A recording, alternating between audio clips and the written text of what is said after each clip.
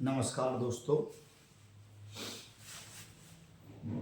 आपकी जो 12th की प्रश्नावली है अवकलज के अनुप्रयोग, उसकी आपकी राशियों के परिवर्तन की दर, वर्धमान और ह्रासमान फलन वो आपके कंप्लीट हो गए थे उदाहरण सहित।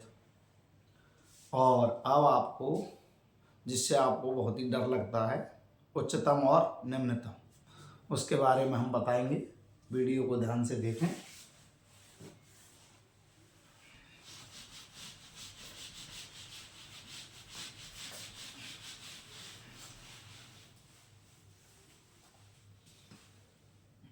उच्चतम निम्नतम,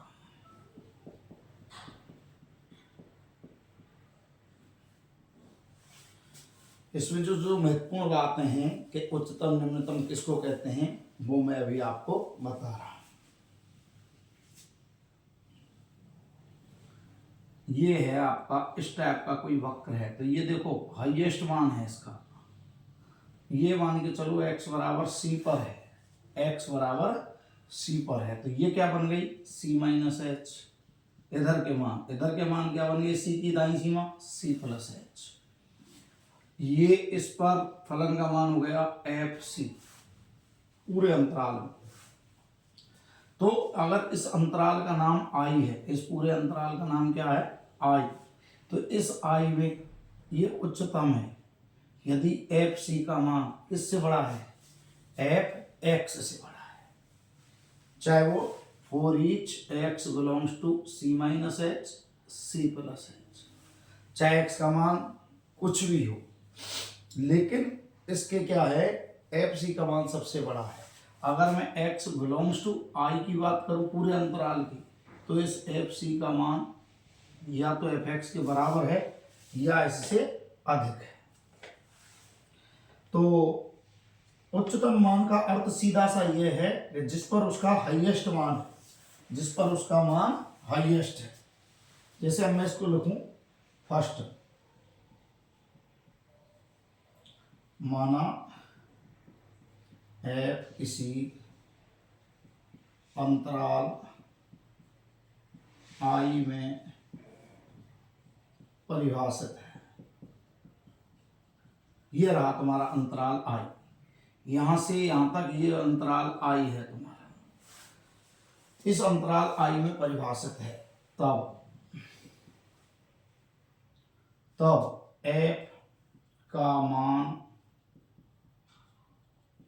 उच्चतम होता है यदि एफ सी ग्रेटर इक्वल,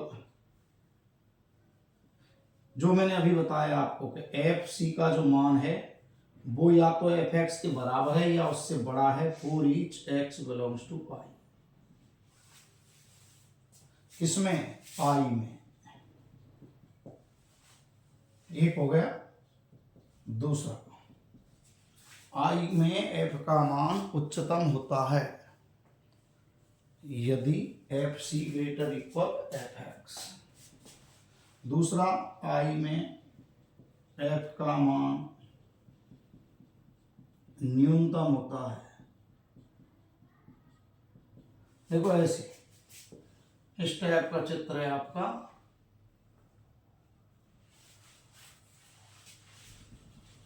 वक्र इस टाइप का है तुम्हारा ये,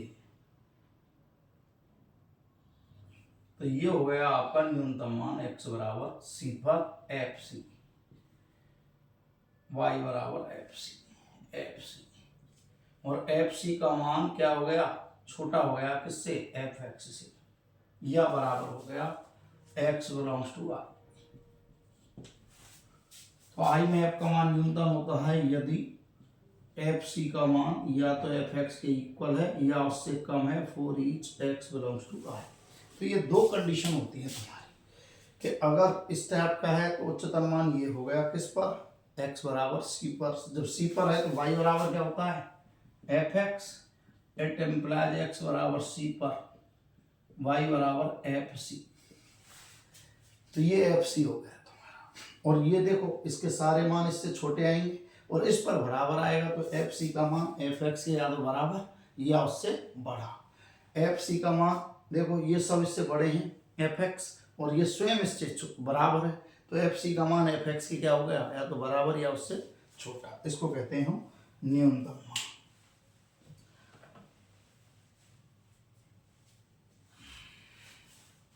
तो अब आते हैं हम अगला,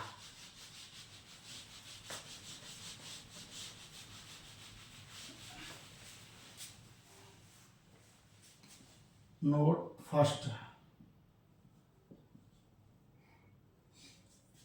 अंतराल आई में फलन परिभाषित हो तो आई में एफ चरम मान वाला फलन कहलाता है। यदि एफ का उच्चतम या निम्नतम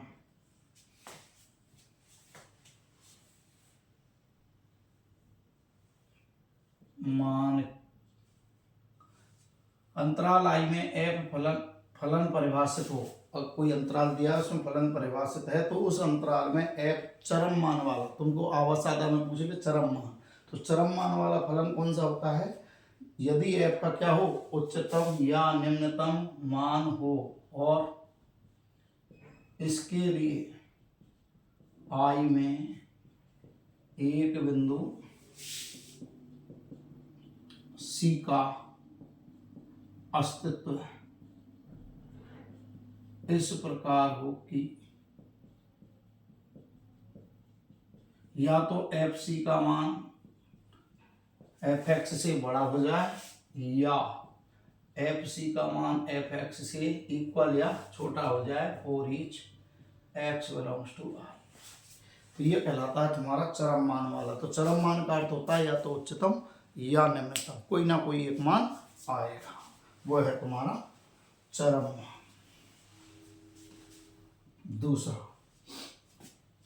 क्रांतिक बिंदु,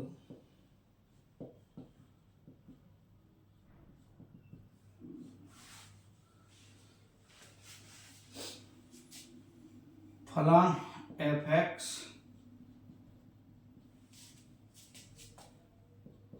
किसी अंतराल आई में परिभाषित है, तो आई में एक बिंदु सी इस प्रकार है कि बिंदु सी पर एफ डैश एक्स बराबर 0। क्रांतिक बिंदु आवासादा में खाली जगह में अगर आपको आता है तो उसकी दो शर्त होती हैं कि उस अंतराल में कम से कम एक बिंदु ऐसा हो जिसका नाम लिया हमने जैसे सी, तो उस पर फलन का अवकलज या तो शून्य है या फलन उस बिंदु पर अवकलनीय नहीं है। दो कंडीशन होती है। सी इस प्रकार है कि बिंदु सी पर एफ डैश एक्स बराबर 0 मीन्स फलन का अवकलज शून्य है, या सी पर फलन अवकलनीय नहीं है, अवकलनीय नहीं है। दो कंडीशन में से एक होना अनिवार्य है, या तो फलन का अवकलज शून्य होगा उस पर, या उस बिंदु पर फलन अवकलनीय नहीं होगा। तो ऐसे बिंदु को कहते हैं हम क्रांतिक बिंदु। तीसरी कंडीशन आती है वर्तन बिंदु। वर्तन बिंदु, इसमें तो आप उदाहरण भी दे सकते हैं, इसमें तो आप उदाहरण भी दे सकते हैं, जैसे एफ एक्स बराबर एक्स की घात 1/3, एक्स बराबर 0 पर अवकलनीय नहीं है, अवकलनीय नहीं है, एक्स बराबर 0 पर अवकलनीय नहीं है। तो 0 क्या बन गया इसका, क्रांतिक बिंदु। जीरो क्या बन गया? क्रांतिक बिंदु। क्यों? ये बता दूं एक बार इसको भी। क्योंकि एफ डैश एक्स बराबर 1/3 n x n minus 1/3 x की घात -2/3 1/3 एक्स की घात 2/3। देखो इसका अवकलन n x n minus 1, n का मान 1/3, इसमें से इसको घटा ऋण की 2/3 नीचे ले गए धन की 2/3। जैसे ही एक्स का मान 0 रखेंगे एक्स बराबर 0 पर इन्फिनिटी अपरिभाषित। कौन? अवकलन, इसलिए अवकलनीय नहीं है। तो x बराबर 0 क्या हो गया? इसका एक क्रांतिक बिंदु। x बराबर 0 क्या हो गया? इसका एक क्रांतिक बिंदु। ठीक है, अतः x बराबर 0 एक क्रांतिक बिंदु है। ठीक है, अब आते हैं वर्तन बिंदु।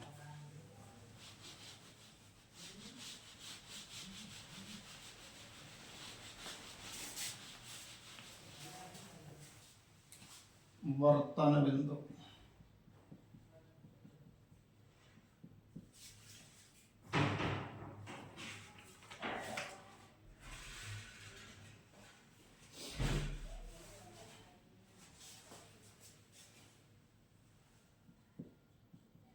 किसी अंतराल I में कोई फलन परिभाषित है तब अंतराल I में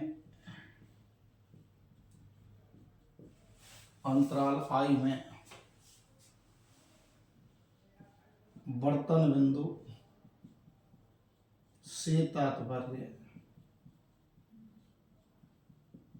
ऐसे बिंदुओं से है जिन पर फलन का मान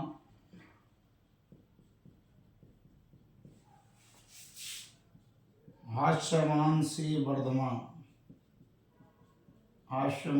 वर्धमान या वर्धमान से हास्यमान होता है।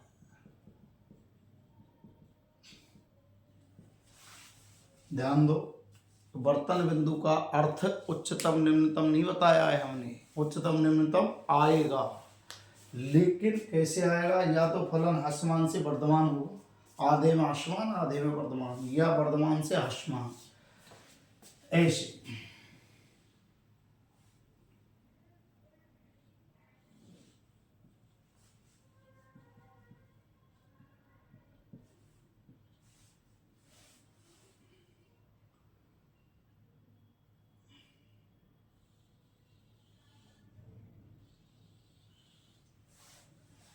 ये बिंदु हो गया जैसे ये ए बिंदु, ये हो गया तुम्हारा बी बिंदु, ये तुम्हारा हो गया सी बिंदु, ये तुम्हारा हो गया डी बिंदु। तो देखो यहाँ ये कौन सा हो गया? बढ़ रहा है ऊपर, वर्धमान।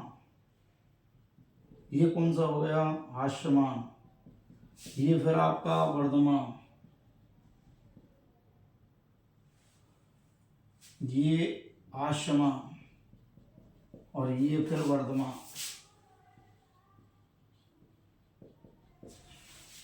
तो ए बी सी डी स्पष्टतः ए बी सी डी वर्तन बिंदु हैं। इन बिंदुओं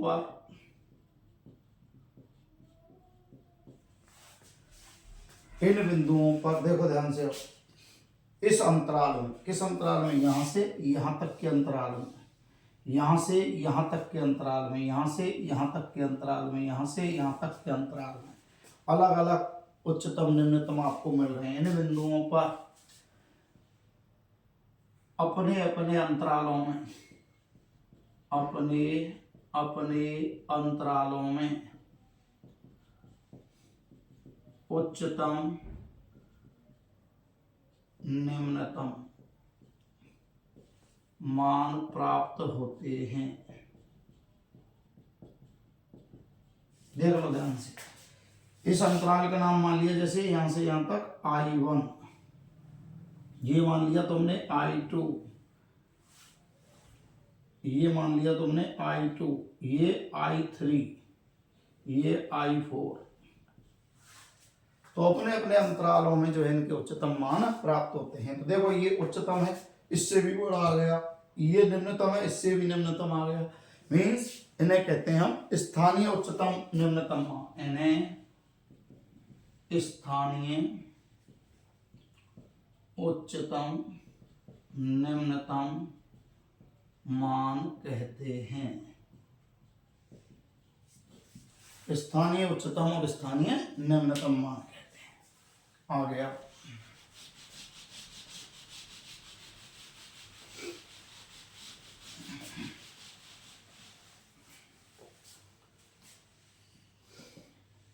स्थानीय उच्चतम, स्थानीय निम्नतम मान।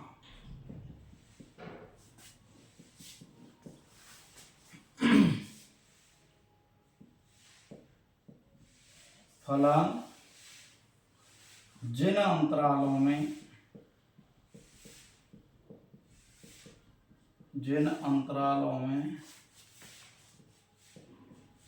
उच्चतम मान, उच्चतम निम्नतम मान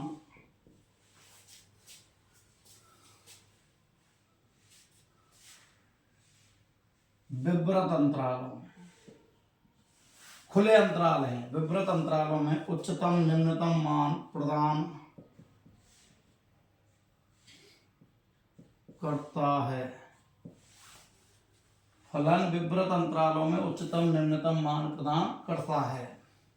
यहाँ स्थानीय उच्चतम निम्नतम कहलाते हैं, उच्चतम निम्नतम कहलाते हैं। इनकी संख्या कई हो सकती है, कई हो सकती है। एक अंतराल के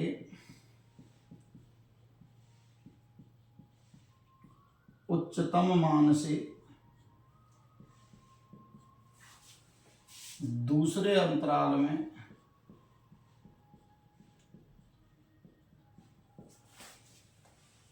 उससे अधिक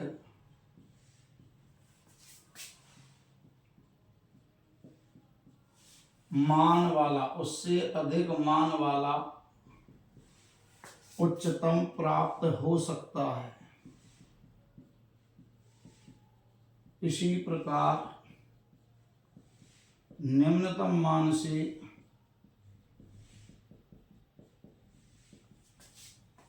और भी न्यूनतम मान प्राप्त हो सकता है, प्राप्त हो सकता है।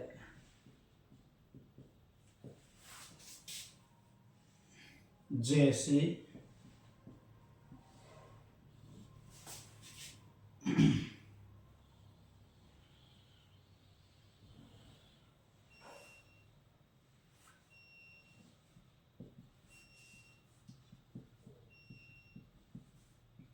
ये है तुम्हारा अंतराल I1, ये अंतराल I2, ये अंतराल I3, ये अंतराल I4।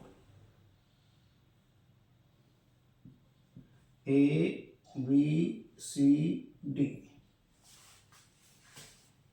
अंतराल I1 व I3 में A व C पर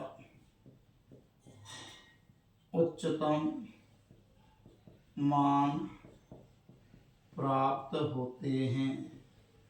अतः ये स्थानीय उच्चतम मान वाले बिंदु हैं। और फलन स्थानीय उच्चतम मान वाला है।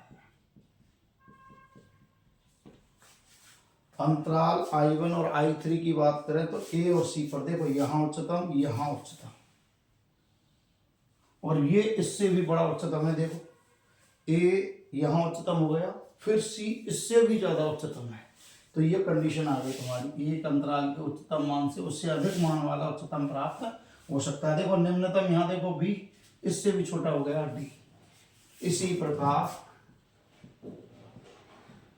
बी व डी पर स्थानीय न्यूनतम मान, बी और डी पर कौन सा स्थानीय न्यूनतम मान कौन से अंतरालों में होते हैं? विवृत अंतराल। अब आते हैं अगला,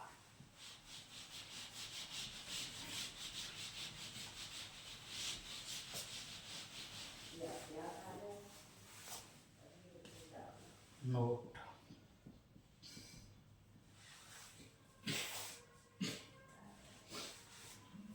प्रत्येक एक दिष्ट फलन, प्रत्येक एक दिष्ट फलन अपने परिभाषित प्रांत के अंत्य बिंदुओं पर, अंत्य जो बिंदु होते हैं उन पर उच्चतम निम्नतम मान ग्रहण करता है। उच्चतम निम्नतम मान ग्रहण करता है। जैसे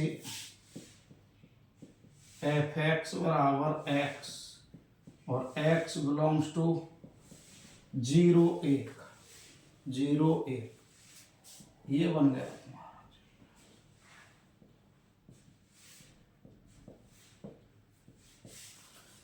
एफ एक्स बराबर एक्स, जहां एक्स का मान 0, 0 से बड़ा 1 या 1 से छोटा, तो 0 पर तो हो गया 0, 1 पर हो गया 1, और इसको इससे मिला दिया, ये हो गया तुम्हारा 1 पर 1, 0 पर 0, ये मान लिया आपने ए, और ये इससे वैसे ही लम्हा डाल दिया। तो इसका न्यूनतम मान देखो हमें दिख रहा है 0, अधिकतम मान क्या है इसका 1, इसका मान अधिकतम क्या है 1, ये भी क्या है यहाँ 1, 1 0, ठीक है। तो स्पष्ट है इसका न्यूनतम मान 0 व उच्चतम मान 1 है। चूंकि ये वंद अंतराल में है, वंद अंतराल में है, इसे निरपेक्ष उच्चतम, निरपेक्ष उच्चतम व निरपेक्ष न्यूनतम मान कहते हैं। अगर खुले अंतराल में आता है तो स्थानीय निम्नतम, स्थानीय उच्चतम, बंद अंतराल में आता है निरपेक्ष उच्चतम, निरपेक्ष न्यूनतम। एक दिष्ट जो एक ही दिशा में बढ़ रहा है, फलन देखो ये बढ़ रहा है, प्रांत के अंत्य बिंदुओं पर, अंत्य बिंदु ये हो गए एंड पॉइंट 0 और 1 पर उच्चतम निम्नतम मान ग्रहण करता है। एक दिष्ट फलन का अर्थ हो गया एक ही दिशा में बढ़ रहा है। एक दिष्ट फलन से तात्पर्य है एक दिष्ट फलन से तात्पर्य अंतराल I में फलन या तो वर्धमान है या हास्यमान है, या हास्यमान है। अंतराल I में फलन या तो वर्धमान है या फलन हास्यमान है। लेकिन अगर इसकी स्थानीय उच्चतम निम्नतम की बात करेंगे तो ना इसका उच्चतम मान विद्यमान है ना इसका न्यूनतम मान विद्यमान है। तीसरा पॉइंट, यदि विवृत अंतराल 0 1 में बात करें तो इसका स्थानीय उच्चतम, स्थानीय निम्नतम मान विद्यमान नहीं है, विद्यमान नहीं है।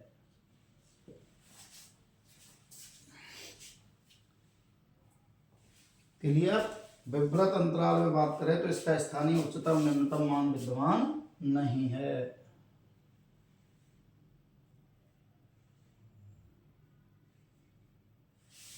ना तो इसका स्थानीय उच्चतम मान विद्यमान है, ना ही स्थानीय निम्नतम मान विद्यमान है। किसका? विवृत अंतराल का। यह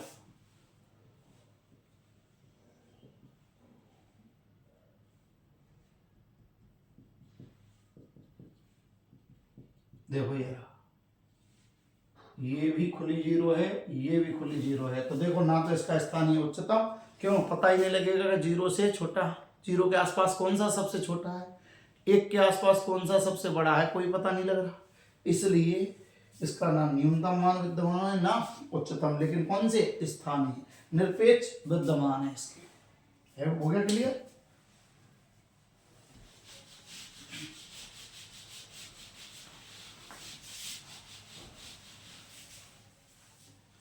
अगला नोट है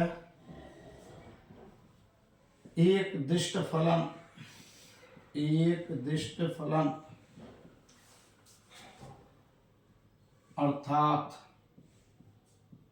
जो केवल वर्धमान या केवल हास्यमान है,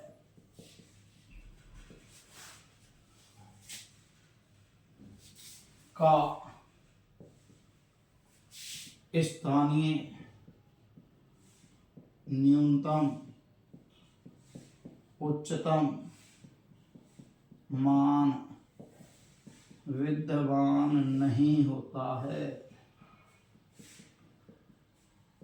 अर्थात f' ग्रेटर 0 या f' लेस देन 0। केवल एक शर्त, केवल एक शर्त,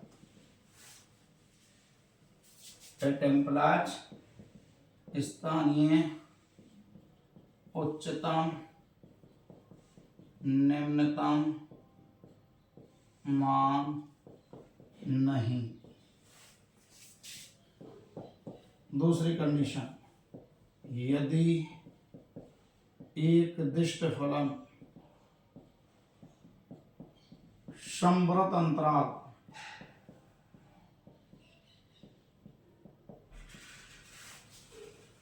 में हो तो ए पर न्यूनतम व बी पर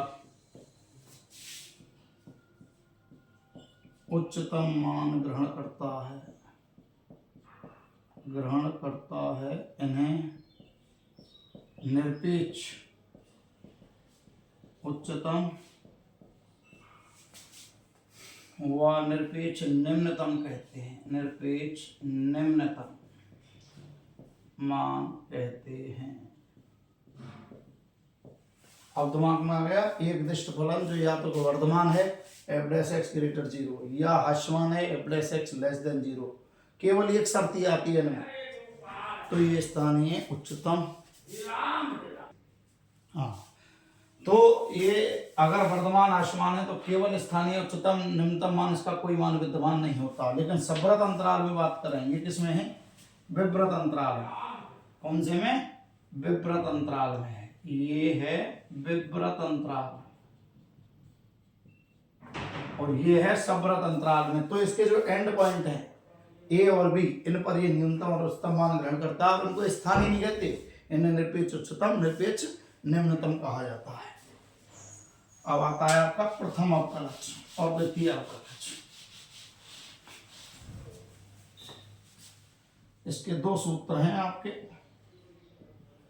परीक्षण के रूप में, एक है प्रथम अवकलज, प्रथम अवकलज परीक्षण।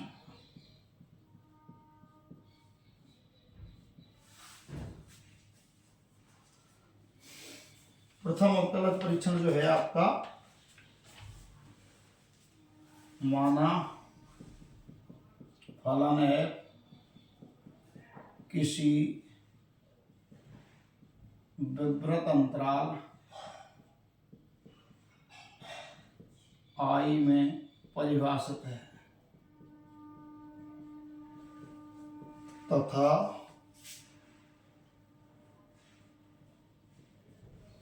अंतराल I में C कोई क्रांतिक बिंदु है, क्रांतिक बिंदु है।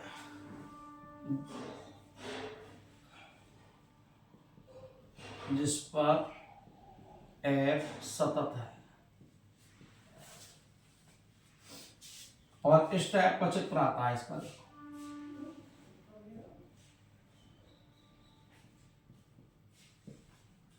ये हो गया, इस टाइप का आता है इसका चित्र।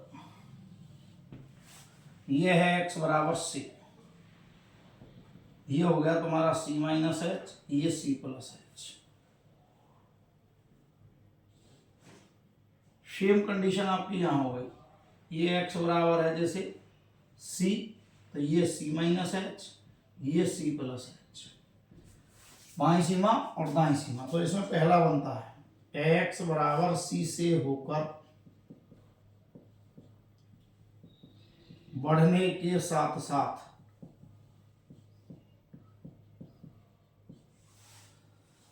अर्थात c की बाईं सीमा से दाईं सीमा की ओर, दाईं सीमा की ओर c माइनस एच से c प्लस एच की ओर, c प्लस एच की ओर। x के मान किससे होकर जाएं? c से होकर बढ़ने के साथ साथ, अर्थात ये c बाईं सीमा, ये बाईं, ये दाईं सीमा, c माइनस एच से c प्लस एच की ओर। यदि f डैश x का चिन्ह, ये तुम्हारा f डैश x, ये x बराबर c है, तो ये है तुम्हारा f डैश c बराबर 0। यहाँ है f डैश c, देखो बढ़ता जा रहा है, ग्रेटर 0। यहाँ f dash x less than 0, ये भी x कर दूं, ये भी x कर दूं। f डैश x का चिन्ह यदि धन से ऋण में बदलता है, धन से ऋण में बदलता है, देखो ये धन और ये ऋण, तो धन से किस में बदल गया? ऋण में। तो ये वाला x बराबर c, तो x बराबर c स्थानीय उच्चतम मान वाला बिंदु कहलाता है, कहलाता है। तथा fc उच्चतम मान होता है, fc f का उच्चतम मान होता है। ये जो fc है तुम्हारा यहां से यहां तक fc, ये उच्चतम मान कहलाता है। अब आते हैं हम दूसरी कंडीशन। देखो ये धन से ऋण में, यहाँ f डैश x का मान नीचे को जा रहा है, मीन्स कैसा हो गया? हास्यमान। ये कैसा है? वर्धमान। वर्धमान से हास्यमान हुआ तो उच्चतम, हास्यमान से क्या हुआ? वर्धमान, तो हो गया निम्नतम। दूसरा पॉइंट हो गया x बराबर c से होकर बढ़ने के साथ साथ, बढ़ने के साथ साथ f डैश x का चिन्ह ऋण से धन, ऋण से धन, हास्यमान से वर्धमान, हास्यमान से वर्धमान में बदलता है। तो x बराबर c न्यूनतम मान वाला बिंदु तथा f का न्यूनतम मान कहलाता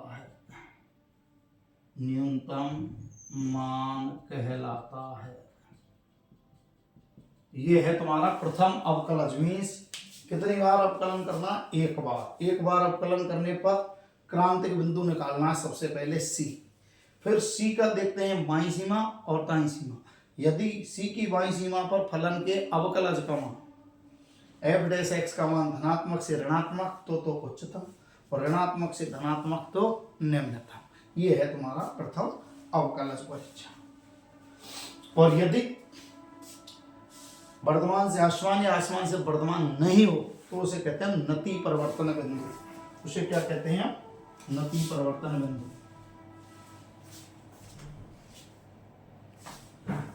तीसरा, x बराबर c से होकर बढ़ने के साथ साथ f डैश x का चिन्ह नहीं बदलता है, तो x बराबर c नति परिवर्तन बिंदु कहलाता है। नति परिवर्तन बिंदु कहलाता है। x बराबर c कौन सा बिंदु कहलाता है? नति परिवर्तन बिंदु कहलाता है। इसका ना उच्चतम ना निम्नतम मान होता है। ना तो इसका स्थानीय उच्चतम मान होता है, ना इसका स्थानीय निम्नतम मान होता है। अब आते हैं थर्ड पॉइंट। इसका चित्र ऐसे आता है, देखो ऐसे।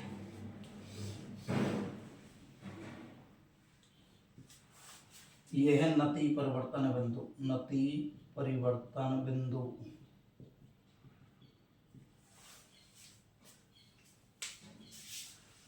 अब आते हैं हम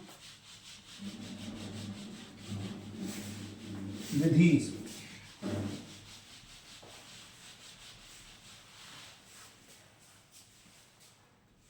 प्रथम अवकलज परीक्षण की विधि। नंबर 1, f(x) लिखना है।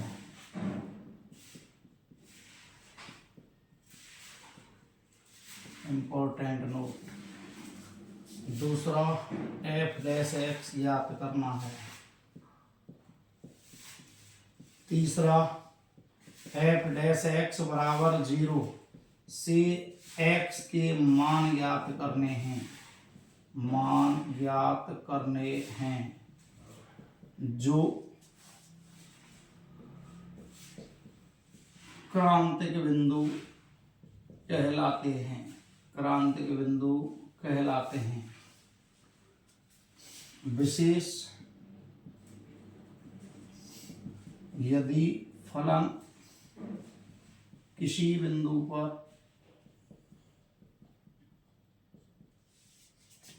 अवकलनीय नहीं है तो उसे भी सम्मिलित करना है। मतलब सबसे पहले आपको f(x) लिखना है, फिर f डैश x अवकलज, फिर f डैश x बराबर 0 से x के मान ज्ञात करने, जो क्या कहलाते हैं? क्रांतिक बिंदु। और इन क्रांतिक बिंदुओं में ये भी शामिल करना है, यदि कोई फलन अवकलनीय नहीं है किसी बिंदु पर तो उसे भी सम्मिलित करना है। चौथा पॉइंट, x बराबर c की बाईं सीमा पर f डैश x का चिन्ह निकालना है। दाईं सीमा पर f डैश x का चिन्ह निकालना है। x बराबर c का अर्थ x के मान, जैसे x बराबर 1 के लिए x लेस देन 1 और x ग्रेटर 1 पर f dash x F dash x, चिन्ह निकालना है, निकालना है, निकालना है। एफ डैश एक्स का मान ग्रेटर 0 या लेस देन 0, या आएगा क्या लेस देन 0, इसका मान ग्रेटर 0, या greater 0 greater 0, F dash x less than 0 less than 0। तीन कंडीशन आएंगी तुम्हारी बाईं सीमा पर, जैसे ये धन का आ गया, ये ऋण का, ये ऋण का, ये धन का, या दोनों ही धन के दोनों ही ऋण के। तो इसको तो कहते हैं हम कौन सा, धन से ऋण, धन से ऋण, धन से ऋण मीन्स उच्चतम, उच्चतम, ऋण से धन, ऋण से धन न्यूनतम, न्यूनतम, और ये नति परिवर्तन बिंदु, नति परिवर्तन बिंदु। ये तुम्हारी पूरी विधि है इसकी। सबसे पहले एफ एक्स, फिर एफ डैश एक्स ज्ञात करना है, उससे एक्स के मान ज्ञात करने हैं, एक्स के मान वो भी लेने हैं जिन पर फलन अवकलनीय नहीं है। एक्स बराबर सी की बाईं सीमा निकालनी है, दाईं सीमा सी का अर्थ, सी का अर्थ क्रांतिक बिंदु, ये जो एक्स के मान है, जैसे एक्स बराबर 1 के लिए बाईं सीमा हो गई तुम्हारी एक्स लेस देन 1, बाईं सीमा, बाईं सीमा, ये हो गई तुम्हारी दाईं सीमा। इस पर एफ डैश एक्स का चिन्ह, इस पर भी एफ डैश एक्स का चिन्ह। यदि धन से ऋण आता है उच्चतम मान, ऋण से धन आता है निम्नतम मान, परिवर्तन नहीं नति परिवर्तन बिंदु। तो ये तुम्हारी विधि हो गई। ये कब आता है, द्वितीय अवकलज परीक्षा।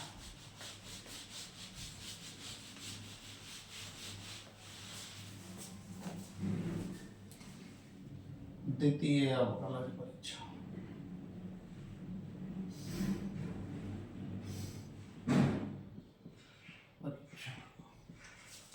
द्वितीय अवकलज जो परीक्षण है आपका वो ये रहा, माना एफ किसी अंतराल आई में परिभाषित है, किसी अंतराल आई में परिभाषित है, तथा एफ लगातार एक्स बराबर सी, जो इसका क्या है क्रांतिक बिंदु पर 2 बार अवकलनीय है, और अवकलनीय है,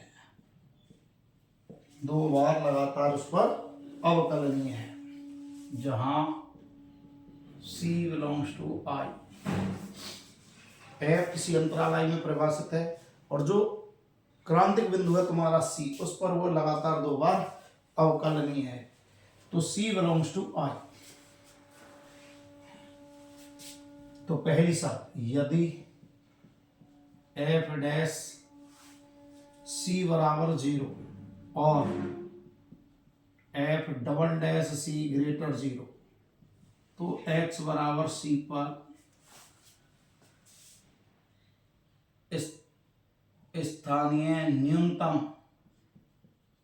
होता है एफ का मान। दूसरी कंडीशन है, यदि एफ डैश सी बराबर 0 और F double dash C less than 0, तो यहां होता है निम्नतम, उच्चतम, एफ का मान स्थानीय उच्चतम।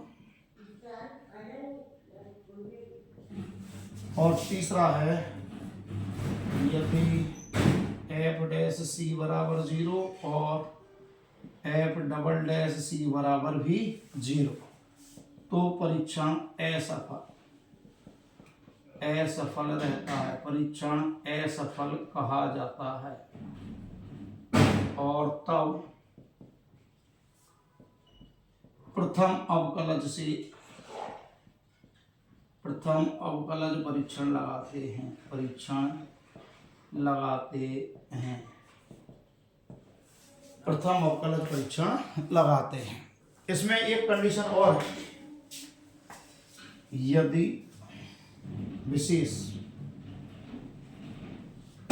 एफ डैश सी बराबर 0, एफ डबल डैश सी बराबर 0, परंतु f triple dash c not equal 0, तो इसे नति परिवर्तन बिंदु कहते हैं। इसे नति परिवर्तन बिंदु कहते हैं। इसे नति परिवर्तन बिंदु कहते हैं। वापस एक बात को सुनो कि अंतराल आई में परिभाषित है, आई में एक बिंदु सी है जो क्रांतिक है, उस पर 2 बार अवकलनीय है। तो कंडीशन कौन सी है? तो क्रांतिक की हो गई, एफ डैश सी बराबर 0। यदि एफ डबल डैश सी में चिन्ह निकाला और धन का आया तो न्यूनतम, ऋण का आया उच्चतम, 0 आया तो तीसरी बार अवकलन करो, अगर नॉट इक्वल 0 आता है तो नति परिवर्तन, नहीं तो हम क्या लगाते हैं? प्रथम अवकलन परीक्षा। तो ये आपकी 6.5 का सारा मैटर है इसमें, जिसमें उच्चतम निम्नतम आपको ज्ञात करने हैं। एक और है आपका निरपेक्ष उच्चतम और निम्नतम की विधि।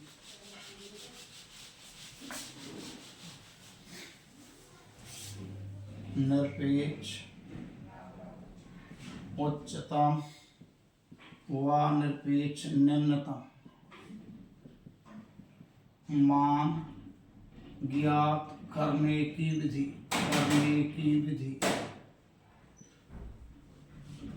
पहला एफ एक्स दिया गया, दूसरा एफ डैश एक्स ज्ञात करना है, तीसरा एफ डैश एक्स बराबर 0 से एक्स के मान ज्ञात करने हैं, चौथा एक्स के मान जो प्राप्त किए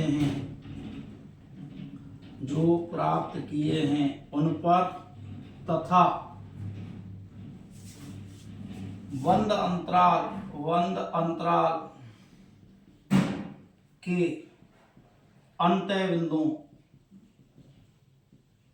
बिंदुओं पर एफ एक्स का मान ज्ञात करना है। इस अंतराल में चल रहा है एफ किसी शब्रत अंतराल में परिभाषित है, शब्रत अंतराल में परिभाषित है तथा शब्रत अंतराल का नाम आई, तथा आई में सी क्रांतिक बिंदु है। तो सबसे पहले एफ एक्स फिर एफ डैश एक्स, एक्स के मान ज्ञात करने जो एक्स बराबर सी क्रांतिक बिंदु कहलाते हैं, एक्स बराबर सी क्रांतिक बिंदु कहलाते हैं, और वे भी शामिल करने हैं जिन पर फलन अवकलनीय नहीं है, जिन पर फलन अवकलनीय नहीं है। एक्स के मान जो प्राप्त किए गए हैं उन पर तथा बंद अंतराल के अंत्य बिंदुओं पर एफ एक्स का मान ज्ञात करना है। 5वां, जो सबसे अधिक है वह मान निरपेक्ष उच्चतम,